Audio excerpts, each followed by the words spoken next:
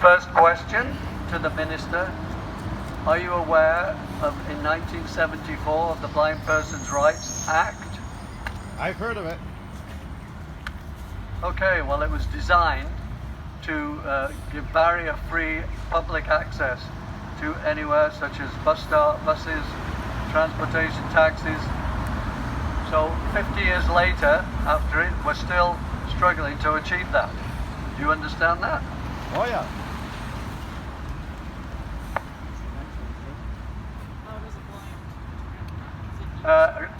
An important question to get harder as we go along. How do you think a blind person can detect a speeding cyclist? Just with some careful listening, I think. Well, do you really think that's possible? They're inaudible, particularly next to this traffic that we're right beside.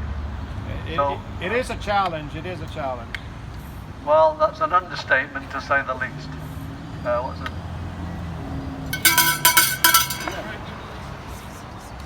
Did you know the tribunal issued a cease and desist order? Yes, I'm aware of that. But are you aware of what that actually means? Speak up. I'm a bit confused on that matter. Well, cease and desist means stop building them, but apparently that doesn't happen, and also stop using them as far as we're concerned.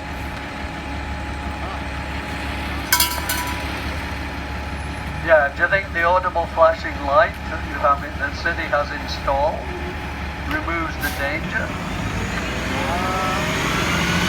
Those are the best practices we have at the moment.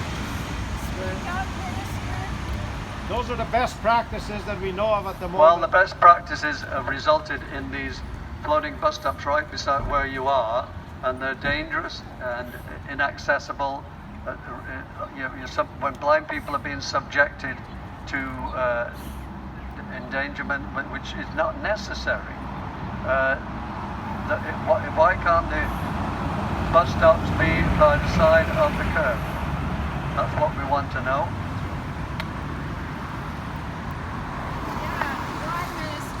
Well, why, Minister? Why can't they be at the curb? Well, we are working towards the safety of all people. Safety first for everybody.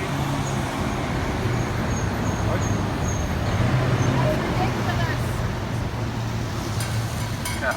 Do you know that during the human rights case, blind people were not consulted on a remedy? No, I was not aware of that.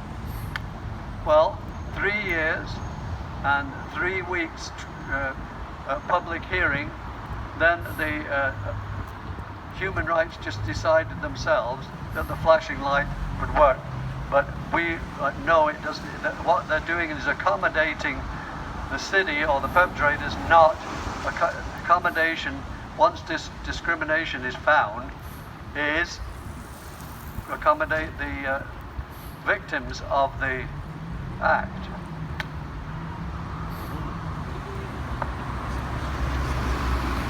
Do you believe that a public bus stop should be accessible to everyone?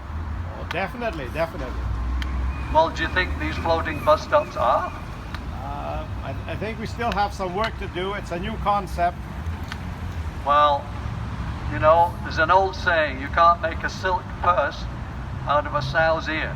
In other words, you can't change something that is fundamentally no good. You can't make it inclusive. A flashing light does nothing for blind people, and safety for everyone works both ways.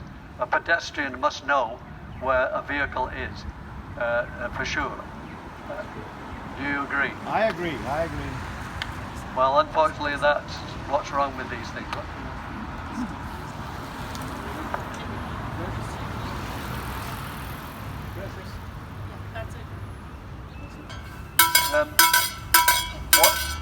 What we suggest, Minister, is that you go away. We will release you from your situation, but you're always very hard to catch. All politicians just walk away or hide, and we were lucky to get you into the dock. But if you go away and reconsider all this would be a very suitable thing to do so that everybody can have access to safely to bus stops. When I get back from my summer vacation, I'll definitely look at it. Yes, well, that sounds like a typical answer. What I think we need to do is just what we talked about, Doris. You ready? Okay, what we're going to do now is say what is it? Hey, hey, ho, ho, island bus stop must be go. Hey, Don't go stay in the box. hey, first. hey, ho, ho, bus stop must go. Hey, hey, ho, island bus stop must be go.